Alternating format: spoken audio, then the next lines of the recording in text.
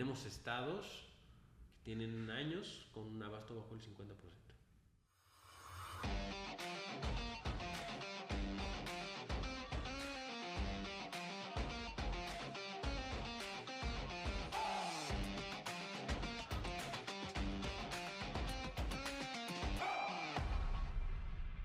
Buenos días, muchas gracias a todos ustedes que están aquí con nosotros en el siguiente episodio de ¿Qué sigue?, donde hablamos sobre innovación. El día de hoy tenemos con nosotros a Andrés Castañeda, el coordinador de Cero Desabasto. Andrés, muchas gracias por estar aquí con nosotros. Mucho gusto. Gracias. Pues platícanos, para los que no saben qué es Cero Desabasto, ¿qué es? Bueno, Cero Desabasto es un colectivo impulsado por Nosotros. Nosotros es un movimiento, una ONG que acompaña a grupos que han sido sistemáticamente vulnerados, ¿no? Y acompañamos a varios grupos de personas, y desde hace poco más de 5 años empezamos a notar que había una falta de medicamentos. Se acercaron algunos grupos y organizaciones de pacientes, y de ahí surge este colectivo que está integrado precisamente por ya somos más de 126 organizaciones y grupos de pacientes en todo el país, y lo que buscamos es que haya un acceso efectivo a los medicamentos, ¿no? Para todos y para todas. Y bueno, ¿no? Tenemos varias acciones. Generamos información a través de una plataforma que tenemos que se llama cerodesabasto.org, y un chatbot en donde pacientes, familiares de pacientes y profesionales de salud pueden reportar cuando no reciben su medicina. Y también hacemos como un corte de caja usando la información pública y la Plataforma Nacional de Acceso a la Información para intentar, digamos, entender cómo está el acceso a los medicamentos en el país. Y bueno, ¿no? Un poco eso es lo que hacemos. ¿Y cómo fue que decidieron crear este colectivo? Bueno, como te digo, muy de la mano de Nosotros, ¿no? Nosotros es tiene una metodología, ¿no? Para intentar darle fuerza a la gente, ¿no? Creemos que la democracia, ¿no? Para que realmente funcione tenemos que involucrarnos todos y todas, y un poco lo que buscamos desde Nosotros románticamente es arrebatarle el poder de la política a los políticos, ¿no? Y hacerla nuestra desde la ciudadanía. Y bueno, ahí hay un nicho bien importante. Las y los pacientes son un grupo que tiene mucho impulso, muchas necesidades muy particulares, y que la responsabilidad de atenderlos está del lado del gobierno, ¿no? Entonces, el darle fuerza y seriedad a nuestra voz, ¿no? Era un punto bien importante el que queríamos cuidar y que queríamos atender. Y bueno, de ahí fue que utilizamos una metodología en general, el señor se llama Marshall Ganz, es una metodología de organización colectiva, ¿no? Le hemos ido ahí dando algunas modificaciones, pero son estos 3 pasitos de informar, informarnos, organizarnos y exigir que se garanticen los derechos, ¿no? Y así fue como. ¿Qué cambios han visto desde que se funda este colectivo?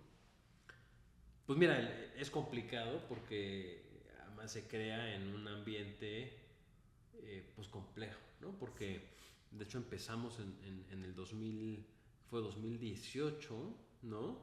Y empezamos con una lectura bien distinta del problema, ¿no? Creíamos que el problema, y el presidente alguna vez dijo, ¿no? Que el problema era que había huachicol de medicinas, ¿no? Veníamos saliendo de este tema del huachicol de la gasolina, y dijo en una mañanera, ¿no? Entonces, de hecho, el colectivo se empezó llamando, ¿no?, al huachicol de medicinas, y nuestro sistema de reporteo era un poco para identificar si en los hospitales y en las clínicas había este tipo de problemas. De hecho, en su momento sí juntamos un montón de denuncias, ¿no? Como 138 denuncias que hicimos llegar a la Auditoría Superior de la Federación, de personas que nos decían: sí, yo vi que en esta clínica el director o el profesional de salud saca y vende, y no, digamos, fue tanto que decimos no darle seguimiento por ahí porque no teníamos la capacidad. Pero también empezamos a notar, conforme pasaba el tiempo, que no era solo el huachicol de medicinas el problema, y finales de 2019 empezó esta gran crisis de desabasto, ¿no? Que un poco tiene su origen en una serie de malas decisiones que tomó la administración federal. Entonces, de ahí fue que fue tomando un poco forma, y el impacto ha sido bien heterogéneo, ¿no?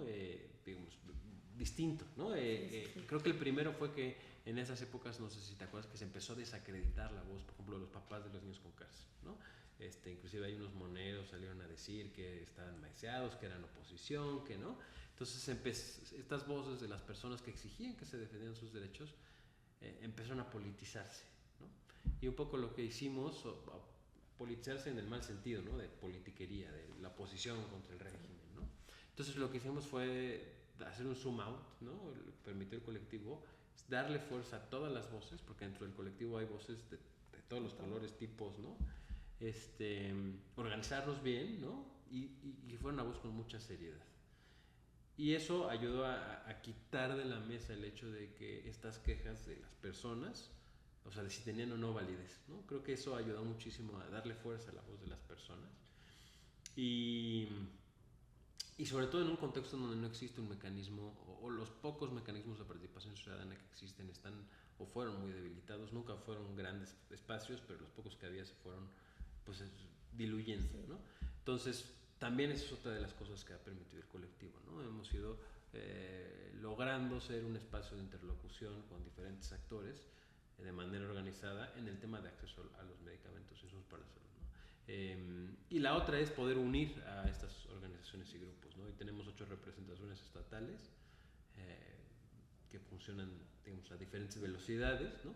Pero permite también a nivel local que la voz de las organizaciones sea una sola en torno al tema, ¿no? Que eso también es importante para las autoridades, decir, bueno, pues a quién le hago caso, ¿no? A qué organización escucho. Entonces el tener un mecanismo que conglomere pues nos permite hacer eso. Otro de los impactos importantes es que nuestros informes pues hemos ido aprendiendo, ¿no? Y hemos ido pudiendo darle forma, encontrando dónde está la información, quién la tiene, cómo presentarla, y se han vuelto pues el referente en términos de la información sobre el acceso a los medicamentos e insumos para el país, lo cual creo que es muy relevante, que no existe una única fuente. Derivado de los esfuerzos del colectivo, se hizo en 2020 una comunidad práctica en donde se integraron 90 expertos y expertas de todo el país, de diferentes sectores, incluyendo más de 25 funcionarios y funcionarias, y de ahí surgieron tres propuestas. Una de ellas fue la creación de un observatorio, y hoy ya existe el Observatorio Ciudadano de Acceso a los Medicamentos e Insumos para la Salud, que tiene sede en la UNAM, participa la Universidad de Guadalajara, el Colegio de México, la Asociación Mexicana de Salud Pública y nosotros. Y digamos, no es lo mismo que el colectivo, pero sí nace de este esfuerzo, ¿no? de necesitamos mejor información, más detallada. Y digo, a diferencia del colectivo, en donde pedimos la información en agregado, le pedimos a las diferentes instituciones saber cuántas recetas emitiste, cuántas sí lograste surtir, cuántas no, ¿no? Lo que hace el observatorio es pide receta por receta. Entonces, tenemos ya más de, creo que son 5,000 millones de registros de recetas, de 2017 la fecha, de varios sujetos obligados, ¿no? De varias instituciones, en donde podemos trazar cuántos paracetamoles se prescribieron y en dónde, ¿no? Y si se surtieron o no se surtieron. Y esto nos permite, es muchísima la información, pero estamos en esta nueva fase en donde podamos emitir recomendaciones, identificar buenas prácticas, ver patrones de prescripción, porque no solamente en la parte del acceso, sino un acceso verdaderamente efectivo, ¿no? Que le esté llegando el mejor medicamento a todas las personas. Estamos en esa fase, y eso también, bueno, fue un poco derivado del esfuerzo del colectivo, ¿no? Y bueno, al grado ahora que inclusive el director del IMSS reconoció en una comparecencia en el Senado que nuestros datos estaban correctos. Digo que era raro que no, porque usamos los datos que ellos nos dan, pero ¿no? Pues más o menos así, no, así pues, va. Felicidades. Y ahorita que me dices que pues esta crisis más que nada comenzó en el 2019 y este sexenio ha sido uno de los pues peores de desabasto de medicamentos, ¿tú qué crees que podría, por ejemplo, hacer el gobierno? ¿Por qué crees que pasó esto justo ahorita? Me digo que pasó lo que pasó por un montón de prejuicios, ¿no?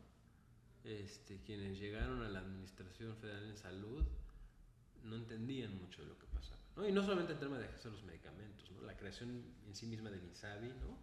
Habla de un gran desconocimiento del sector, de una falta de planeación, de una falta de análisis, que creo que es muy diferente a lo que se viene, ¿no? Sí. O sea, ahora esta nueva transición pareciera ya tener mucho más certeza, un ejercicio importante de escucha, etcétera. Pero en esa época no se escuchó a nadie, ¿no? Un cierre de puertas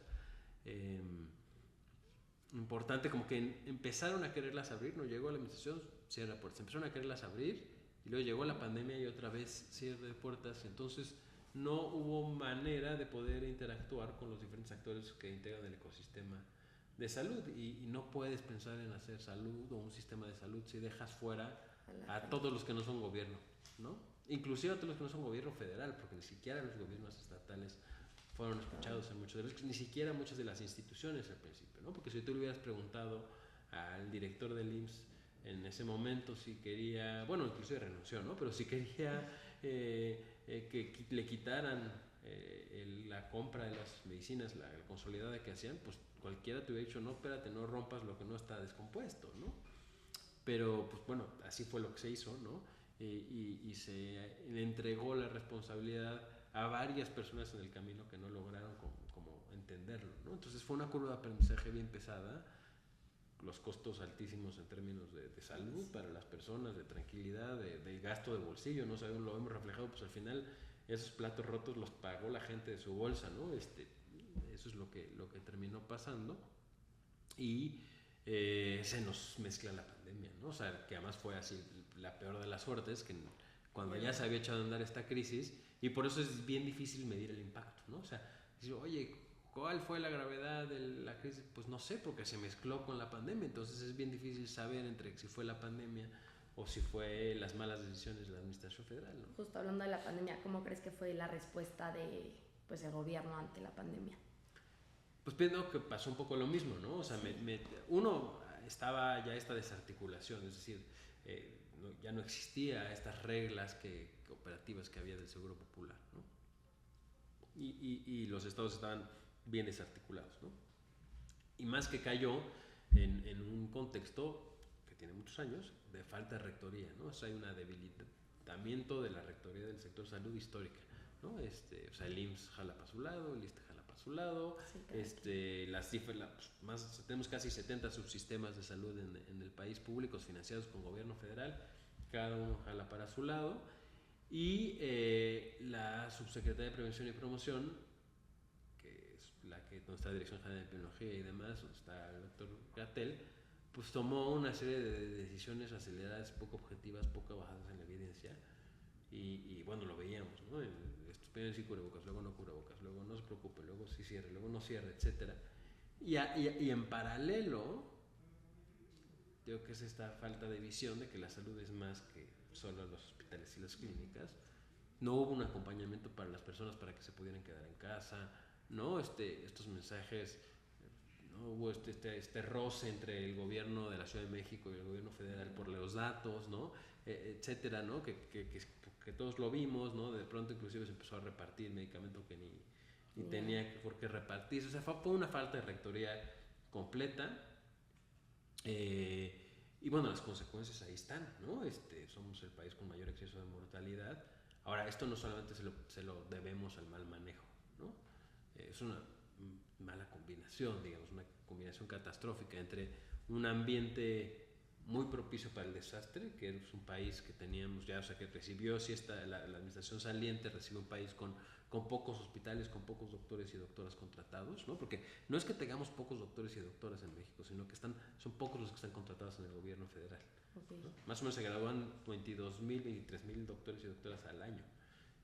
Y en el gobierno hay 180,000 doctores contratados, ¿no? Entonces, sí, digamos, en 3-4 años podrías aumentar el 50% de tu plantilla. No tenemos un problema de ese estilo, sino el problema es que no tenemos plazas, no están bien ubicadas, no están bien pagados, y los doctores y doctoras prefieren trabajar en el sector privado, o no les queda de otra porque no encuentran una plaza.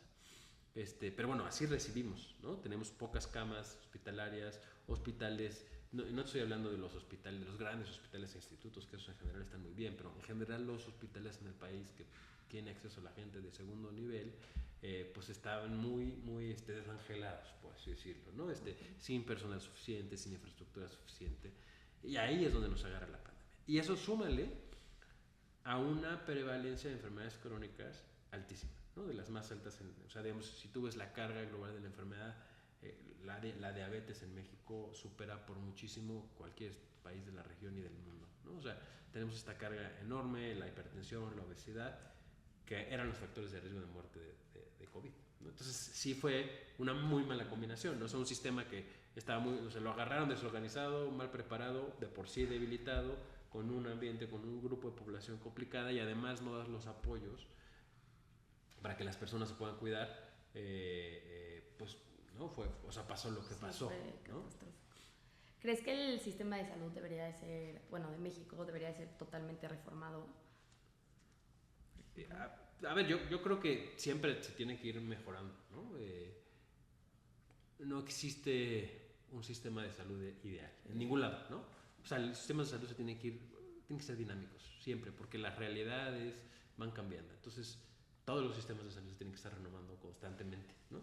Sí. Ahora, sí, el sistema de salud mexicano tiene el pecado, ¿no? Digamos, puede ser considerado como un pecado original porque nace así, fragmentado. Y entonces tenemos un sistema de salud de primera, de segunda, tercera y de cuarta. Entonces, hay grandes inequidades, hay unas brechas enormes en lo que se gasta, en la calidad de la atención, ¿no?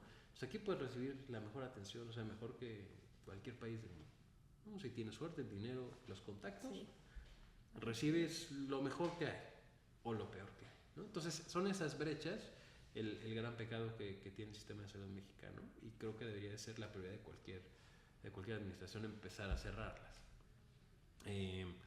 Un poco es de las razones por las que se criticó al Seguro Popular, ¿no? Porque el Seguro Popular, si bien en su momento aumentó, digamos, la brecha en lo que se gastaba en personas sin seguridad social y personas con seguridad social, se fue cerrando, ¿no? Desde que empieza el Seguro Popular hasta el 2010 se empezó a cerrar la brecha. Después se mantuvo porque no aumentó el presupuesto en salud, ¿no? Pero esa brecha era inequitativa adentro, ¿no? Entonces tenías estados como San Luis Potosí o Puebla, ¿no? O Jalisco, que aprovecharon muy bien los recursos del Seguro Popular, construyeron infraestructura, contrataron personal, desarrollaron su sistema de salud local. Y tienes estados como Veracruz, Tabasco, que dejaron despilfarrar el dinero, quién sabe dónde quedó, y no mejoraron los servicios. Entonces, esas brechas se agudizaron. Las personas pues lo vivían. Entonces sí, depende a quién le preguntes si el Seguro Popular o no funcionaba, ¿no? Si le preguntas a alguien de Jalisco te va a decir, pues sí, a mí sí me ayudó, y si le preguntas a alguien de Tabasco te va a decir, siempre ha sido la misma porquería, ¿no? Sí. Entonces yo creo que va por ahí. Luego tenemos estos subsistemas que salen muy caros, que son chiquitos, como Pemex, por ejemplo, ¿no? Que tienen un gasto per cápita enorme, que tienen una serie de privilegios, y que claro, la gente cuando se compara, pues sí, no funciona. Y entre las mismas personas con seguridad social, el IMSS y el ISSSTE tienen grandes diferencias, los ISSSTEs estatales tienen grandes diferencias. Entonces, yo creo que ese es el gran problema, y eso es lo que sí tendríamos que apostarles a ir cerrando estas brechas, que un poco creo que esa es la apuesta o el gran argumento de esta nueva institución del IMSS Bienestar OPD, ¿no? Que es un reto gigantesco, ¿no? Para los 23 estados que ya firmaron y los que irán sumándose poco a poco, pues es literalmente como si fusionaras 23 empresas en una, ¿no? Sin estar en el lugar. Sí, no está cañón. Entonces es difícil, no se iba a lograr en 1 o 2 años. Yo creo que sí es posible, tiene riesgos importantes, ¿no? Esta pérdida de termómetro de qué es lo que está pasando a nivel local, y generar políticas públicas generalizadas sin considerar las particularidades regionales. Ese es un gran problema de la recentralización, ¿no? La falta de capacidad federal para poder tener control y seguimiento y rectoría en los estados fue un poco lo que llevó en su momento a proponer la descentralización en el 84. Pero bueno, creo que ahora los tiempos son distintos. Más allá de discutir si es una buena o mala idea, pues ya está hecho, ¿no? Y creo que tendríamos que apostar a que sí funcione, ¿no? Sí. Y a ver qué pasa con esos estados que no se sumaron, porque entonces sigues fragmentando, ¿no? O sea, de los números que ustedes han colectado, y así como alguna cifra impactante que se dieron cuenta, pues, al recapilar todos estos datos. Pues bueno, a ver, cifras impactantes en el sector salud hay un montón, ¿no? Pero a ver, sí, decirte que tenemos estados que tienen años con un abasto bajo el 50%, ¿no? ¿Cómo puede ser que haya? Sí, ¿no? Otros datos halagadores, por ejemplo, en 17 y 18 el IMSS llegó a tener niveles de surtimiento arriba del 99%, ¿no? Son súper buenos niveles de surtimiento y abasto. No así cuando cayó la pandemia, afortunadamente han ido mejorando y ya están por ahí otra vez en esos niveles, pero son esos grandes contrastes, ¿no? Si tú vives en Aguascalientes y tienes IMSS, lo más probable es que te surtan tu medicina. Si tienes no tienes seguridad social y vas a alguno de los servicios estatales de salud, sea uno de Aguascalientes, en la ciudad de Aguascalientes, ¿no? Lo más probable es que no te den tu medicina porque tienen niveles de abasto de abajo del 50%, ¿no? Lo mismo pasa con Chihuahua, ¿no? Algo que también ha sido sorprendente, y habla un poco de la fortaleza de los sistemas y demás, es cuando pegó la pandemia afectó por igual a todos los sistemas en términos de consultas, cirugías, etc. El IMSS para el 2023 se logró, 22 iba mejorando, 23 ya llegó, o se recuperó y hasta sobrepasó el número de consultas, cirugías que hacía. La Secretaría de Salud, de los servicios estatales de salud, no se recuperaron, bueno, depende del estado en el que te vayas, pero muchos no se recuperaron, o sea, siguen con niveles muy por debajo. Algo que nos preocupa muchísimo en términos de acceso es, ahora estamos con un proyecto de acceso a los anticonceptivos, y el nivel de acceso a los anticonceptivos se cayó de manera bien importante a partir del 19, ¿no? O sea, sobre todo las mexicanas, dejaron de recibir anticonceptivos, ¿no? O sea, estoy hablando de preservativos, pero de dispositivos intrauterinos, de implantes, etcétera, ¿no? Y afortunadamente pues se mezcla en la pandemia en donde nadie quiere tener hijos, ¿no? Pero por eso no hemos visto ese repunte en embarazos adolescentes y demás, ¿no? Pero yo creo que si no hacemos algo pronto va otra vez a haber un repunte importante de embarazos no deseados. Y sí tenemos también, por ejemplo, un aumento importante en las enfermedades de transmisión sexual, ¿no? No necesariamente está ligado, ¿no? Eso es también una tendencia mundial, pero VIH, sífilis, estamos viendo cada vez más, y esa, digamos, era una batalla que relativamente ya la habíamos domado, ¿no? Sí. ¿Qué conexión crees que tenga la educación justo con la salud pública? Bueno, con la salud en general, sí, ¿no? Tiene muchísima conexión. Se ha dicho una y otra vez que se necesitan hacer políticas integradoras, ¿no? Y obviamente el camino va por ahí, ¿no? La cosa es cómo le haces, porque las y los profesores ya tienen demasiada responsabilidad y qué hacer, ¿no? Se ha propuesto, bueno, metamos materias, pero ¿qué sacas, no? Porque ya no cabe nada más en los temarios. Y el sector salud no va a las escuelas, ¿no? Entonces a lo mejor tendría que ser algo así, en donde el sector salud puede estar presente en las escuelas. Es algo que funciona muy bien o funcionó muy bien durante muchos años y ahora se ha retomado recientemente. Es ir a la escuela a vacunar, ¿no? Funciona muy bien porque ahí tienes a los niños, y digamos es bien rápido y bien fácil vacunar, ¿no?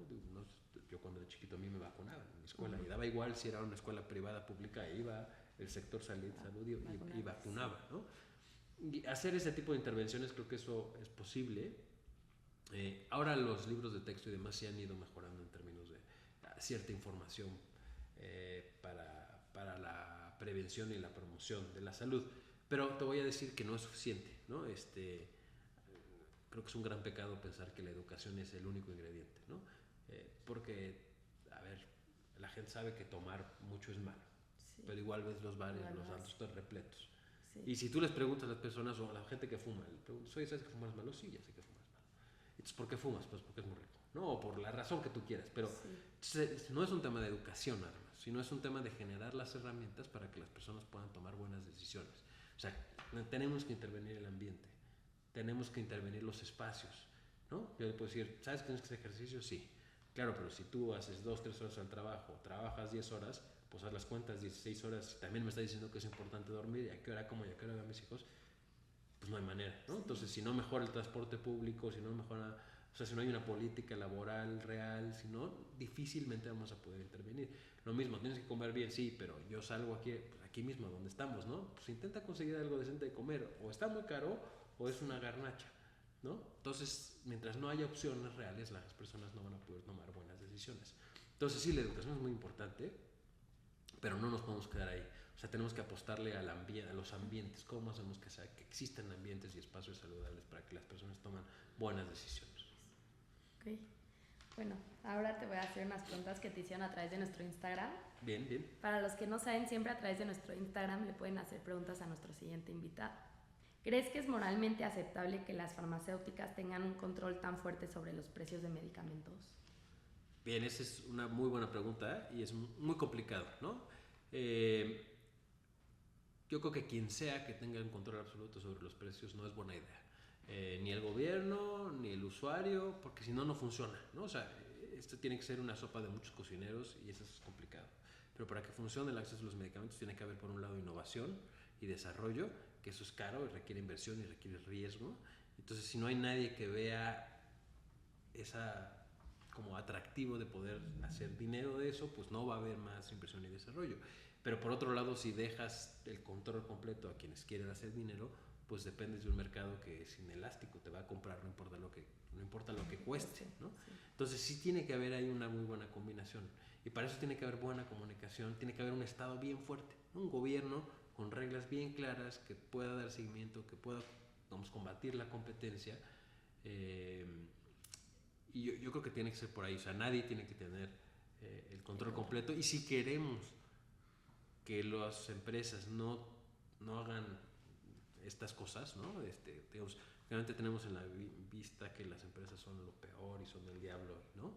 Y a ver, sí es cierto, ¿no? Y yo diría lo mismo de un hospital privado, de un médico privado, su principal objetivo es hacer dinero. De ahí que es bien difícil pensar en un buen modelo de salud pública completamente privado. Pensemos en el modelo de Estados Unidos, no funciona, no tiene calidad, es carísimo, ¿no? Pero por eso tiene que haber una buena combinación, ¿no? Hay cosas que tienes que quitarles el precio, ¿no? Y tienes que hacerlas, ¿no? O sea, los diagnósticos, por ejemplo, ¿no? Yo no quiero que el que me vende sea el que diagnostique, porque va a sobrediagnosticar. Yo puedo decir, yo diagnostico, pero a lo mejor si hay una intervención muy clara, muy concreta, pues sí, que lo haga el que más barato y mejor lo hace, si tenemos un buen control, ¿no? Lo mismo con los medicamentos, lo mismo con cualquier cosa, ¿no? O sea, tiene que haber un buen control, un buen sistema, buenos mecanismos transparentes, mucha competencia para que el modelo nos funcione. ¿Cómo crees que se justifica que en muchos hospitales públicos no hay jabón? Que en muchos hospitales públicos no hay jabón. Esa es una mala administración, ¿no? Esa es una mala administración y falta de interés de todos. Sí. Los profesionales de salud, el personal en general, algo que hemos aprendido de esto que dices que te ha sorprendido es que tenemos mucho miedo. Estamos muy controlados por que crecimos en un sistema jerárquico y a veces es un miedo irracional, pero ahí está. Entonces yo no me puedo quejar, no puedo exigir.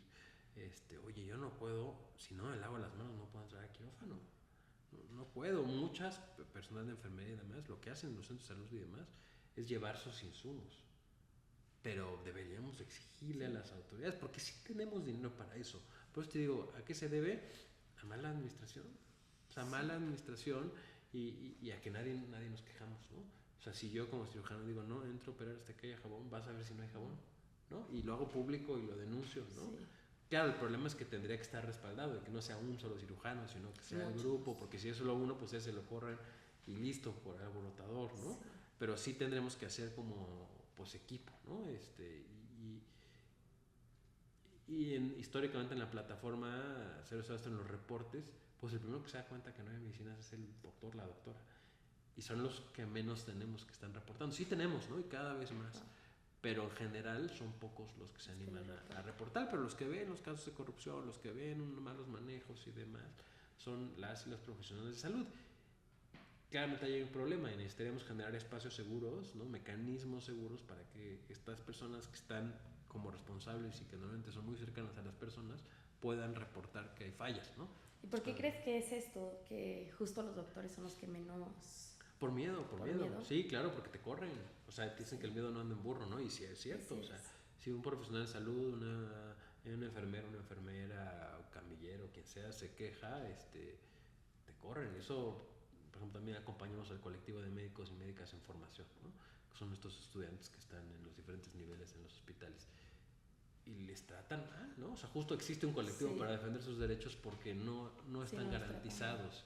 Los tratan mal y es bien difícil que se haga justicia, porque no existen los mecanismos. Entonces, es bien fácil, y el argumento, inclusive en los estatutos de personal del IMSS, por ejemplo, dice que si hablas mal de la institución te pueden correr, ¿no?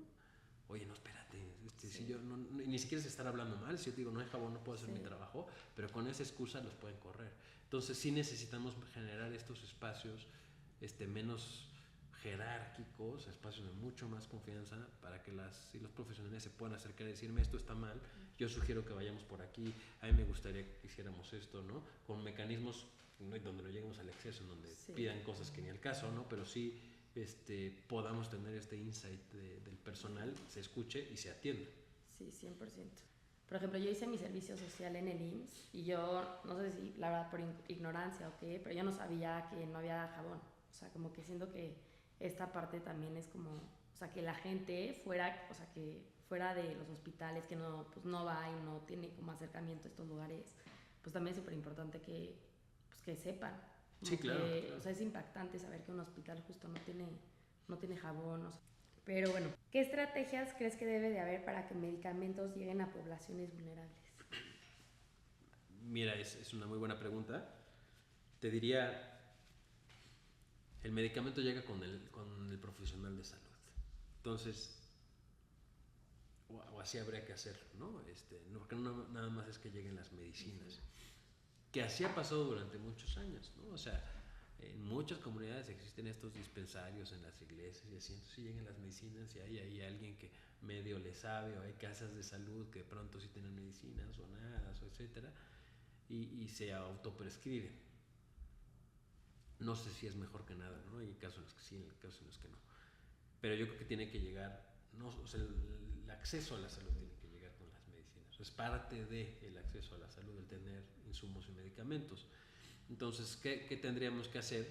Y es una buena pregunta, ¿no? Porque México es un país muy grande y complicado, ¿no? Entonces, y se ha criticado mucho este sexenio, sobre todo, que los doctores y las doctoras no se quieren ir a las comunidades. Yo hice mi servicio social en la Sierra de Chiapas, ¿no? Por ejemplo. Y ahora he intentado volver y me dicen, no, ni subas. Está la cosa, la violencia está, ¿no? Sí, terrible. Entonces tienes una mezcla entre que está complicado, ¿no?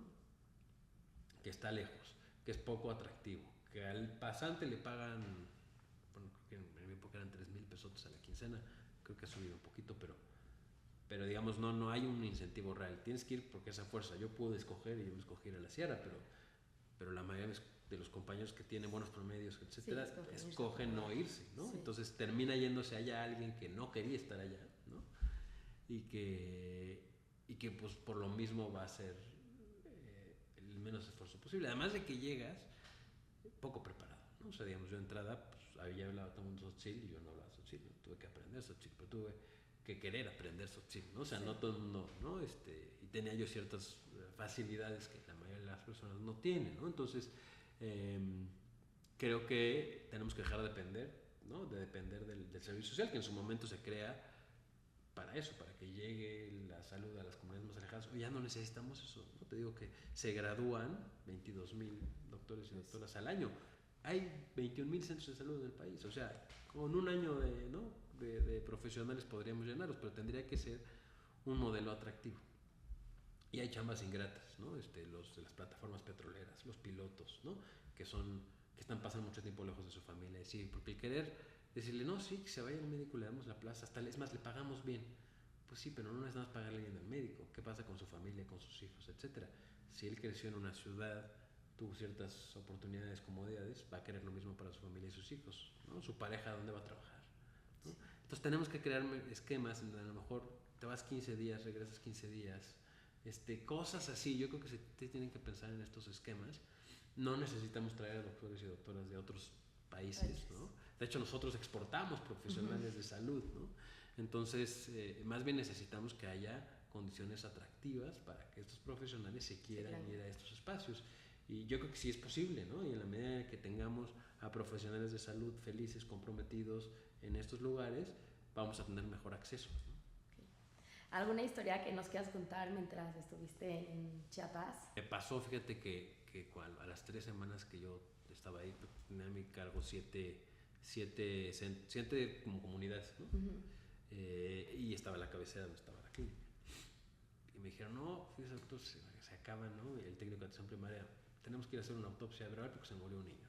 ¿Cómo que se murió? Sí, de diarrea. Yo, ¿cómo se...? No me fue hace tanto, ¿no? Sí. 2013, dije, ¿cómo en 2013 un niño por diarrea? Dije, híjole, pues ha de haber sido un niño de las comunidades que están a hora y media de donde yo estaba, ¿no? A 3 cuadras del centro de salud. Dije, ¿cómo puede ser? Entonces ya me acerqué y platiqué y dije, a ver, ¿qué pasó, no? O sea, ¿qué hicieron? O sea, ¿por qué no además yo pegué mi celular así en el centro de salud, así en grandote, ¿no? Para que cualquier cosa me llamara. ¿Por qué no me llamaron, no?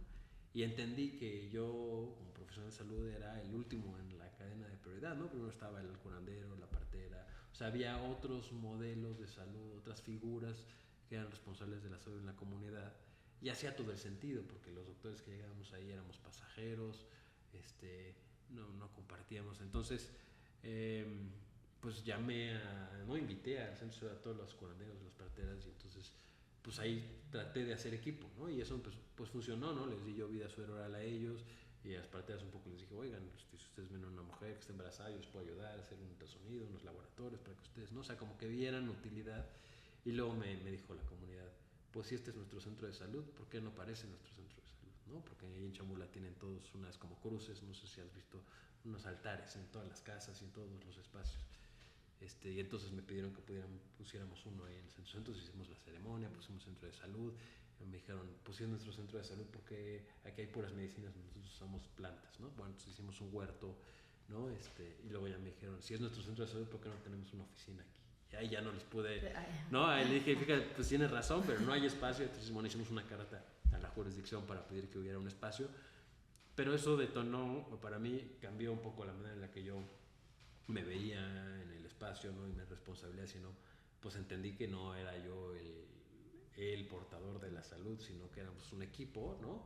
Con diferentes formas de saber, entender, y funcionó muy bien. Ya por lo menos no se volvió a morir ningún niño de diarrea, y las personas iban con gusto al centro de salud, y de pronto los curanderos me decían, oye, puedes revisar a esta persona, ¿no? Las parteras, luego nacía un niño, me avisaban, luego detectaban una mujer embarazada, me avisaban, y entonces logramos hacer equipo, ¿no?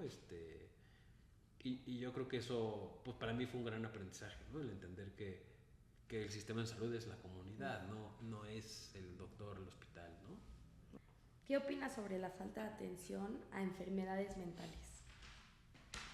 Bueno, es un tema como coyuntural importantísimo, y abordarlo es bien difícil. Te voy a ser sincero, a mí me cuesta trabajo personalmente el tema de la salud mental, porque siento que hay poca evidencia, que es muy complejo, que es muy... o sea, no lo vas a resolver justo en un hospital o una clínica, no hay una medicina mágica, ¿no? Y un poco responde a regresar a cuáles son los ambientes que tenemos, que están propiciando esta gran crisis de salud mental que tenemos en el mundo. Y en México nos hemos quedado muy atrás, ¿no? Nos hemos quedado muy atrás en la cantidad de profesionales que tenemos, las regulaciones, ¿no? O sea, por ejemplo, las y los profesionales en psicología con la licenciatura ya empiezan a dar terapia. En muchos países del mundo no pasa, ¿no? O sea, tiene que haber algunos pasos, tiene que haber cierta regulación, ¿no? Si hay como especialización y demás, y quienes lo hacen bien, lo hacen muy bien, pero en general no hay una normativa, ¿no? Y eso hace que sea difícil. Y luego, un poco pasa como con la odontología, como que las personas no exigimos eso, ¿no? O sea, ya, por ejemplo, en la Ciudad de México puede uno ir a un odontólogo público, pero en Oaxaca no encuentras, sí, ¿no? O sea, en general no lo vemos como un derecho y no se ha desarrollado todo ese espacio. También porque es muy caro y por muchas razones, porque en pocos países del mundo hay acceso a la salud bucal, por ejemplo. Y lo mismo pasa con la salud mental. O sea, son como modelos de atención gigantescos con muchísima demanda, que a veces al sistema le conviene pues mirar hacia otro lado, y que la gente lo resuelva por su cuenta. Y esta es la atención individual, ¿no? Se hace mucho en otros países por lo colectivo, ¿no? Y yo creo que aquí no hacemos ni una ni otra, ¿no? O sea, no consideramos la salud mental. O sea, por ejemplo, cuando discutimos temas de las reformas laborales, pues nadie piensa, o sea, nunca es un argumento de la salud mental, ¿no? O sea, hay que ver con los empresarios, bueno, y con la salud mental, ¿no? O las horas de paternidad, ¿no? Acabo de ser papá, y aquí en México 5 días te dan, 5 días de paternidad. Sí, no, por ley, no es nada, y eso pues repercute en la salud mental de uno, pero sobre todo en la pareja, ¿no? En la dinámica familiar, en un montón de cosas, y en el trabajo no es como que se tocan el corazón y digan, ay, no, pues sí, tómate. Sí, llegaste tarde porque está complicado, ¿no? No, ¿cómo que llegas tarde, no? O sea, creo que, o sea, sí tenemos que cambiar completamente el ambiente. Tenemos, por ejemplo, esta cultura de el que más tarde se va es el que más trabaja, ¿no? Sí. Este tipo de cosas que repercuten directamente en la salud mental y además un mundo con cada vez más competencia, ¿no? Digamos, yo trabajo en la Facultad de Medicina, ¿no? Y en la Facultad de Medicina pues tenemos una crisis grande con nuestros alumnos y mucho de la problemática es que hay mucha competencia, ¿no? O sea, tienes que ser el mejor todo el tiempo, o sea, siempre tienes que ser el mejor. Sí. Y entonces nunca estás bien, ¿no? Nunca llegaste, o sea, siempre va a haber el mejor que tú, ¿no? Y eso hace que pues, estés constantemente en alerta y que te estés comparando y que no estés disfrutando del proceso formativo y pues tiene consecuencias importantes relacionadas con la salud mental. Y si no cambiamos eso, no va a haber sistema de salud que se dé abasto. Entonces tendremos que hacer las dos cosas en paralelo, ¿no? Uno, mejorar ambientes, espacios, condiciones de vida. Dos, mejorar los servicios, los sistemas, el acceso y los procesos de comunicación también, que son importantes, ¿no? O sea, ¿consideras que la salud mental es igual de importante que la salud médica? Está totalmente ligada, ¿no? O sea, cuando hablamos de, digo, los espacios, las comunidades, sí, tenemos que pensar también en los temas de salud mental. Okay. Y bueno, ya la última pregunta para acabar este episodio es, ¿qué sigue para Andrés Castañeda y qué sigue para Cero Desabasto? Bueno, para el colectivo pues esperemos que siga, ¿no? Muchos años. Estamos buscando ahora acercarnos a las instituciones para hacer una herramienta, ¿no? Porque algo que no platicamos que es muy importante, nuestra plataforma es muy sensible, ¿no? Nos ha permitido detectar cuando hay fallas o desabasto de algunos medicamentos, por ejemplo los de salud mental, antes de que se hiciera mediático, etcétera. Nuestra plataforma lo había detectado y nos permitió acercarnos a algunos actores para entender qué estaba pasando, ¿no? Desafortunadamente el programa se hizo muy grande y no logramos conectar, pero creo que un sistema que le dé voz a las personas, a los profesionales de salud, en paralelo al sistema propio de la administración, pero que lo realimente, ¿no? Puede ayudar a que se tomen buenas decisiones. Ya lo hemos intentado con algunos gobiernos estatales, hemos tenido cercanía con algunas instituciones federales y yo espero que en los próximos años empecemos a ver una integración, ¿no? de esta manera de participar, si tú quieres, ¿no? Reporte que llegue de manera directa a las instituciones para que puedan tomar acción, ¿no? Ese sería un poco hacia donde vamos, fortalecer las representaciones estatales, que también es muy muy importante, y eso también nos permite empezar a tocar otros temas más que el abasto en términos de acceso, ¿no? Puedo empezar a mirar el tema de la falsificación y el robo de medicinas, empezar a mirar el uso racional de los antibióticos, empezar a ver otros espacios, otras áreas en donde también el acceso a las medicinas es importante. ¿Qué tan común es la falsificación de medicamentos? Pues con el desabasto aumentó mucho. Muchísimo. ¿No? Justo lo que hemos visto es que una de las consecuencias indirectas de la crisis del desabasto fue que aumentó el robo y la falsificación de medicinas. Okay. Y si alguien quiere, pues, escribirles que hay falta de algún medicamento, o seguirlos en redes sociales o ser parte de este colectivo, ¿cómo le pueden hacer? Nos pueden buscar en cerodesabasto.org o en @cerodesabasto. Cero es con letra, ¿no? Y ahí pues nos encuentran en todas las redes sociales y en nuestra página de internet. Buenísimo. Pues Andrés, muchas gracias por estar con nosotros aquí el día de hoy y muchas gracias a todos ustedes que nos están escuchando. Un gusto.